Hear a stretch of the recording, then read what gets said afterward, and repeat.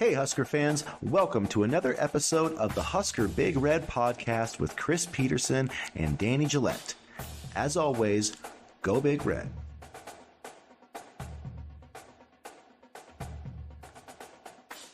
Good morning, Husker fans. Welcome back to the Husker Big Red YouTube channel. Like I said, I'm Chris Peterson, and joining me is Danny Gillette. And Danny, how you doing on this Monday morning? There's never a shortage of news in Lincoln, Nebraska, or surrounding the Nebraska Cornhuskers anything, and that's what I'm finding out. That's what I've been finding out over the past 4 years. But I'm doing good. A lot of news this weekend, and it seems like the transfer portal quarterback targets are starting to come into focus a little bit here. Yeah, so the transfer portal, officially opened today on Monday, so it's going to be a bit of a wild ride. Kyle McCord actually just entered the transfer portal from Ohio State, so talking about quarterbacks, that's another one that's going to be, in the mix. And Ryan Day wasted no time with Kyle McCord. yeah, I don't blame it's him. crazy. I don't blame him. I mean, we'll see, but I mean, if you look at, hell, I would take Kyle McCord in half a heartbeat. He can come play in Lincoln next year because, like, you look at his numbers, man. He had a pretty good season this year. So, You take away Marvin Harrison Jr. and Emeka Ibuka, then what do his numbers look like? Because we don't have those in Lincoln. I'll tell you that. We don't have those types of wide receivers. I mean, I agree, but I still think Kyle McCord, Nebraska. I'll just say this: Nebraska would be lucky to get Kyle McCord, a quarterback as good as him, on their roster next year. Fair enough. Yeah. So we'll see. In terms of that, one thing that has happened, Nebraska is visited Will Howard over the weekend, which I find still interesting since the transfer portal not even officially open. I don't know how coaches can really do that, but regardless, Lincoln Riley paid him a visit. This is according to Kansas State site on 3.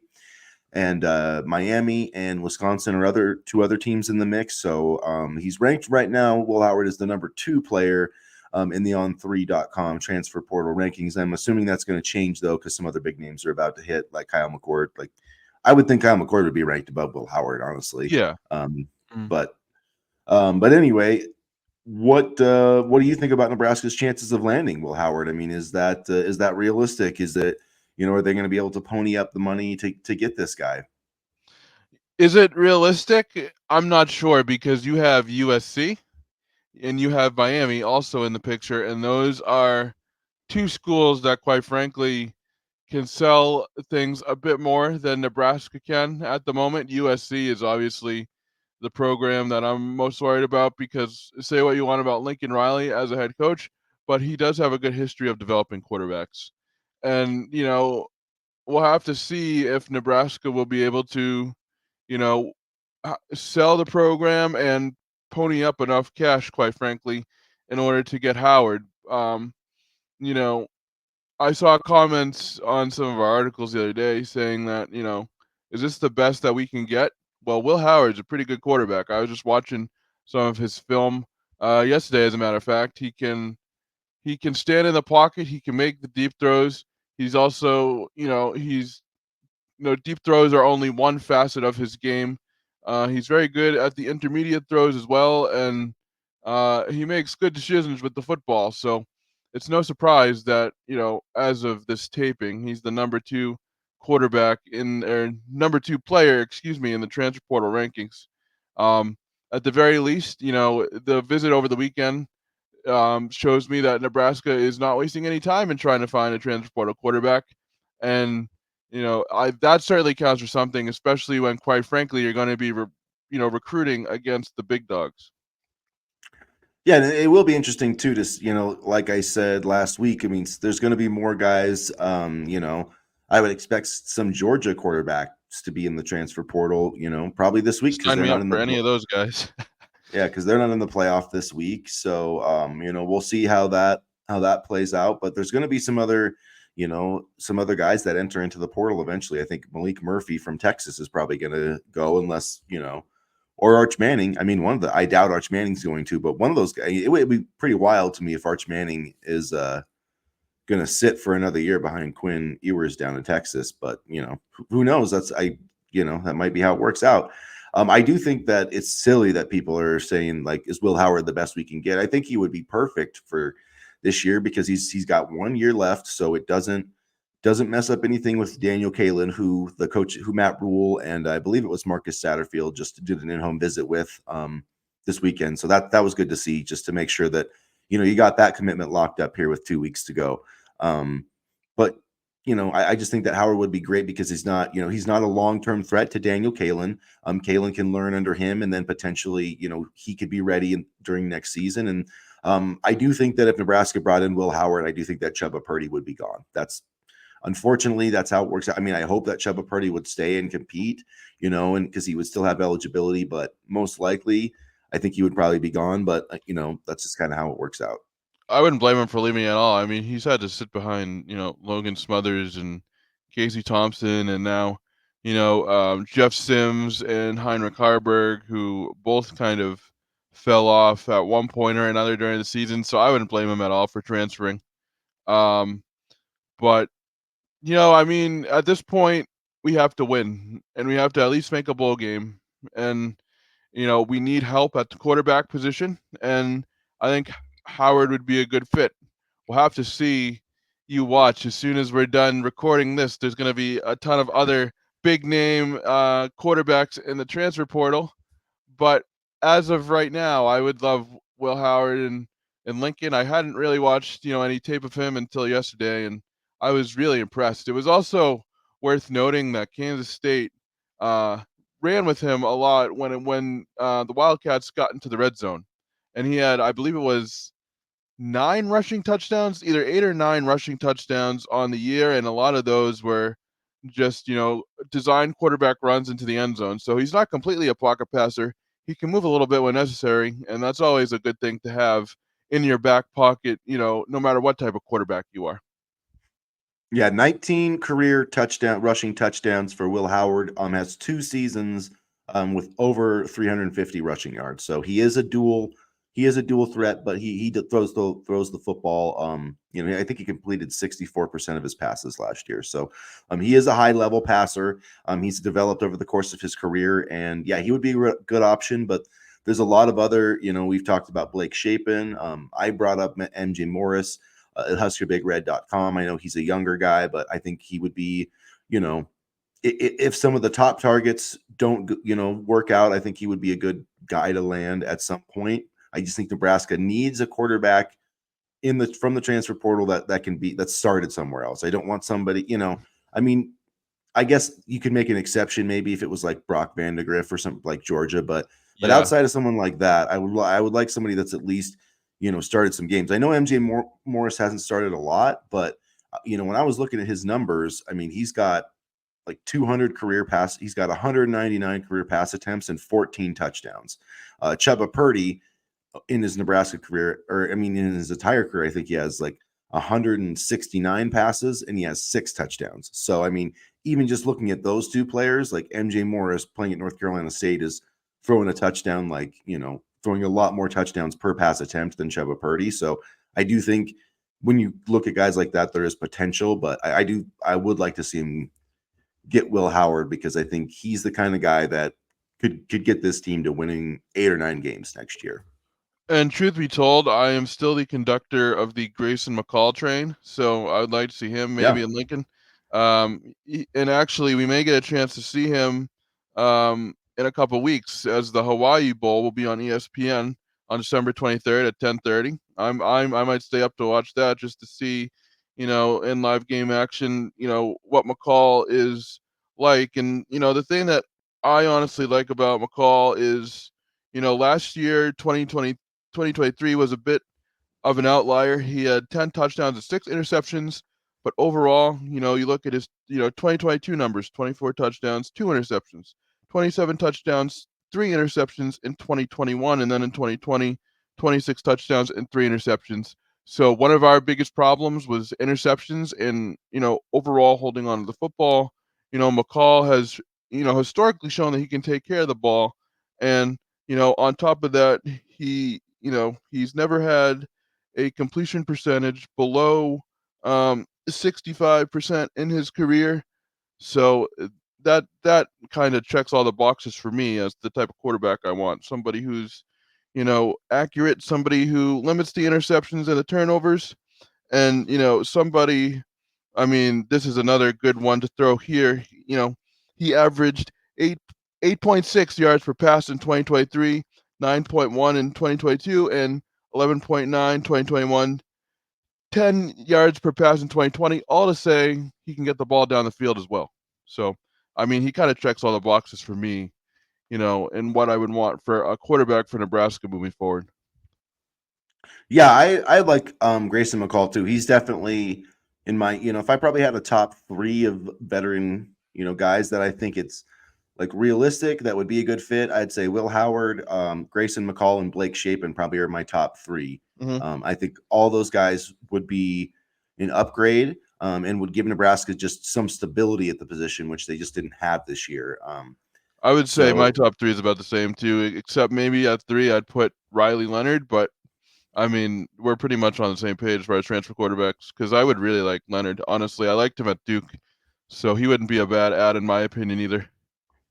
yeah, we'll see if that changes it. If Yeah. he talks to other teams, because he first, when he went in there, he had a no contact designation, so you couldn't even contact him. But we'll see if that changes. At any rate, to switch over to high school recruiting here, moving along on, I can't believe this was Saturday morning, I think, that CJ Simon committed. The Right after 2025, our show. yeah, 2025 recruit out of Oklahoma, 6 foot, about 160 pounds. He is coming to Nebraska as a receiver, kind of a slot receiver type. Reminds me a lot of Billy Kemp. When I actually watched this kid's highlights, sorry for but he reminds me of AJ Hemming, the guy who plays for Northwestern now. He used to play for Michigan, return guy, slot guy. He's built like because he does play some running back too, He does. and He did, yeah. so he's built a little thicker. And I mean, I would like to see him, grow out a little bit more, but I think he's not ranked right now, but I believe that he will be. And I think that this is going to be a guy that, again, Nebraska's getting in early, and that hurt with some other guys like Carlin Jones and Kewan Lacey. But I feel like this is going to be a similar situation where some, because he visited Oklahoma and Notre Dame have been talking to him. They haven't offered, but I think his offer sheet is going to grow, and he'll definitely be ranked at some point here. So like this commitment for Nebraska, good player out of the state. And I like that, Garrett McGuire, lands another talented kid. Absolutely, and I always say I would rather land these kids and then have them decommit than to not try at all. And this is another classic case, as you mentioned, of recruiting a kid and getting a kid to commit before his profile really blows up, and it is going to really blow up. And quite honestly, Nebraska's kind of been heavily involved in his recruitment over the past year or half a year or so. He first took a visit on April 15th, and then he took another visit on April 22nd, and he visited on September 16th as well. So this wasn't just a commitment out of the blue. Nebraska had been doing their homework on Simon, and I hope he stays committed. In the recruiting world, 2025 is a long way away, but I like the commitment initially. I like that Garrett McGuire. I mean, just off the top of my head, he's landed CJ Simon, Isaiah McMorris, Davon Hall, and a couple others. So McGuire is definitely proving his worth on the recruiting trail as well. And I think Simon will add another explosive body to what is going to be a very promising and talented wide receiver room.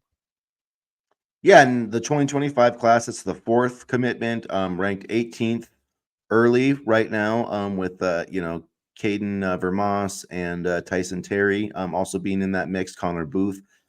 So some nice guys there, a good start for that class. Mhm. And I like where Nebraska sits there. So good commitment on that front. I think Alex Mansky obviously is the guy I'm looking at in 2025. Talking about quarterbacks, I believe that the coaching staff visited him again.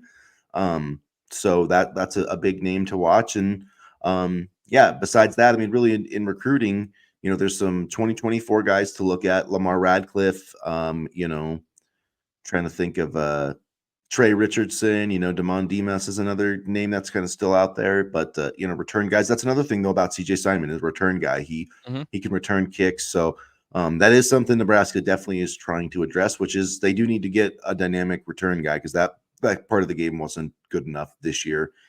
which didn't help when Ramir got hurt either. But I like this commitment. And again, I think, as much as Nebraska fans want this team to jump into the transfer portal, I think that's going to be limited. I think they're going to only add a few guys in the portal, and they're just going to continue to, invest in high school recruiting and development. And I think that's the right way to go long term. Which makes me wonder if that $1 million donation for recruiting will go to a quarterback for this year or something like that. It's not like they're necessarily going to spread it around a ton to get transfer portal guys, I think, but we'll see. I mean, this 2025 class is setting up nicely. I'm most excited about Tyson Terry, but I like all the commitments in the class. And speaking of Terry, you saw, how excited he was that Tony White was returning, so that's always a good sign too. And I I know that we're all excited for that news. And I think this 2025 class is going to be another strong one. And I like that the foundation of the class is already being built. It's started being built really around April, and hopefully they can continue to add to it. So now let's talk about yesterday. It was a rough day for Nebraska basketball, 89-60. Yeah. Creighton just went off. I think they made 14 3-pointers, a lot in the first half. Yep. Baylor Shireman or whatever the hell his name is, they left him wide. Nebraska apparently didn't know his name either because they left him wide open continuously in the first half. Their Yeah. best shooter. It drove me crazy. And they did that run at the end of the first half. They kind of fell apart. They got the technical foul. Like the K-State hit that three, and then they come down and they foul on the three, and then they give them 5, free throws, and they just never recovered from that. So what were your takeaways from this beat down by Creighton? Shit, I wish we had Baylor Shireman. That was my takeaway. And because he was in our we were in his final group last May, and then he went to Creighton, and of course he went bananas, and he was all excited. I wasn't excited. I kind of honestly started hanging up the Christmas decorations midway through the second half. But yeah, no, it was just a tough night. And they even mentioned it on the broadcast. The Huskers collapsed a lot inside, and I don't know if that was the best plan of attack against Creighton, because as soon as they collapsed inside, it just allowed their shooters, wide open looks. And by the time Nebraska realized it, Baylor Shireman had already hit, 5 3-pointers, and they were late getting back to the top shooters. So it was just a rough defensive night. People want to say, ooh, this is what you get when you don't play a cupcake. I mean, sure, there were some easy games at the beginning of the schedule, but you know, a game like Oregon State or Duquesne, I mean, they're not exactly cupcakes either. And let's not undersell Creighton here. They were the number 8 team in the or number 10 team in the country, if I'm not mistaken. Number 15 in the Number AP 15. poll, but yeah, So they were in the top 10 recently. they're good. And I think it makes me happy that we won last year, but Sunday was a little bit rough, and it just seemed like they couldn't stop the three. Yeah, it was, it was just weird to me because they had played so well defensively. Just that the communication issues, or I'm not sure what happened, but too many uncontested, three, if you're running at a guy for a 3-point shot, that's basically an uncontested three, and you just can't do that. And then, you only make 2 3-pointers on the offensive end. They I went ice thought they had the cold from three. Yeah, and even if they didn't even shoot the ball well on twos, on 2-point shots, which I thought was going to be a real key to the game because I mean, basically, if you're going to win, teams that win college basketball games, most of they're really good in 2-point percentage. They have good 2-point percentage, field goal percentage on offense, and really solid 2-point percentage defense. And Nebraska has been really good, solid in both 2-point and 3-point percentage defense, but I think yesterday they shot like 48% on their 2-point attempts. Like they really tried to work it inside. Gary Rinkman, he just didn't quite work out, and then it kind of snowballed on the other end. So I do think that. I mean, I think I wrote, it somewhat invalidates the start a little bit, the 7-0 start, just because they got beat so badly, and I think Fred was talking about, like in the NET rankings and things like that, how margin of victory last year, really hurt them. And then you come out and lose by 30 points at home in your first quad one game. So it's not a great look, but they've got two Big Ten games this week and then Kansas State. So the next three games, like, they don't have time to, to pout about this. They got to play Minnesota on, I think it's Wednesday night. I believe so, yeah. So, that's not going to be, I mean, Minnesota has struggled, but last year that game went to overtime. And then you have Michigan State, next Sunday, and then a week off before you play at Kansas State. So, I mean, the bottom line is they just got to find a way to win, at least one of these games. But I would say, it would be great if they could find a way to win one of these two conference games and then win that game against Kansas State. But that's gonna be a big ask with that one being on the road. Yeah, it definitely is. And, I think this we had an easier month of November. I think this month of December is really going to test the program here, and we'll see what happens. But, I think at the same time, this is a good test for conference play, which is honestly coming up. Coming up. Well, I mean, we're already playing Minnesota, but I mean, like, the winter conference slate. You know, it's coming up pretty quick. I can't believe I'm even saying that, but time is flying. And so I think even if they lose, these tough games will prepare them for the winter conference slate coming up, quite honestly, pretty shortly.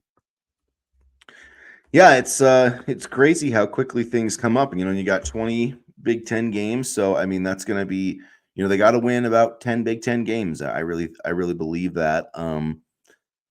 Yeah, and after Kansas State, you got North Dakota and looks like South Carolina. So I mean, really, That's not going to be easy yeah. either. Those two aren't easy. So five games in the month of December. Let's see. So yeah, three non-conference games. That's left. That's it. That's all the Huskers have left. So be important to try to win as many of those as possible. And because I think that 20, if you can get to about 20 wins, Danny Nee, when he was the head coach back about 30 years ago, used to talk about, if you get to 20 wins, that used to be kind of the benchmark for the NCAA tournament. It's not always there anymore, but I feel like if this team gets about 20 wins, they're going to have a good opportunity to make the NCAA tournament.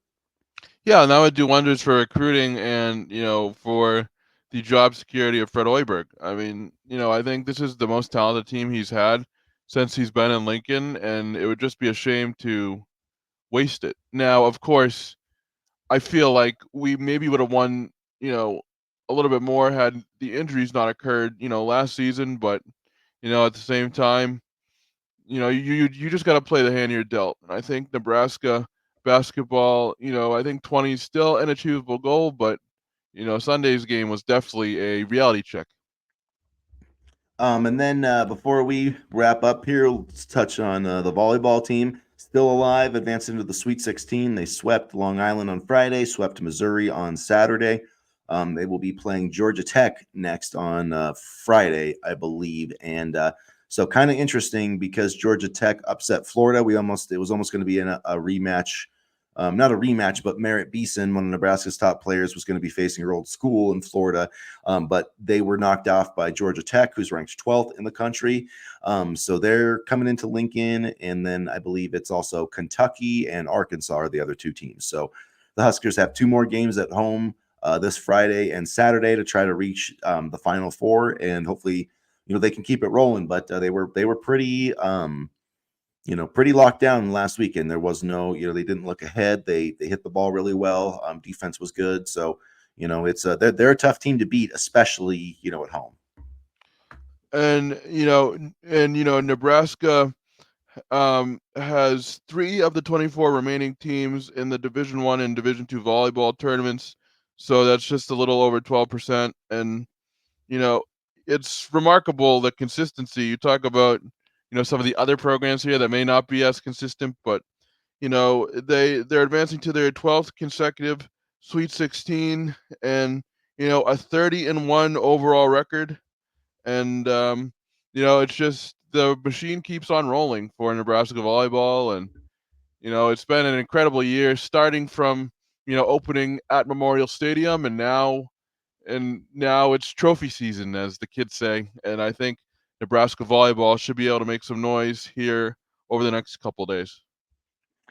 And yeah, really, bright future too with, Harper Murray, Bergen Riley, and Andy Mhm. Jackson, all freshmen. Merritt Beeson, just a junior. So a lot of, if they can win this championship this year, there's no reason to think they can't have a good shot at winning again next year. So let's see what happens. First things first, though, got to get through this weekend to the Final Four. So that's one thing to look forward to. And I guess the other thing, you guys, is just watch the transfer portal. Hopefully, there won't be too many Nebraska guys jumping in there, but there's going to be a lot of news here over the next week. So make sure that you guys are hitting the subscribe button if you haven't already, and check us out at huskerbigred.com. We'll have all the latest on everything Nebraska football, basketball, and everything else that has to do with the Corn Huskers. So make sure you check us out there. And as always, go Big Red.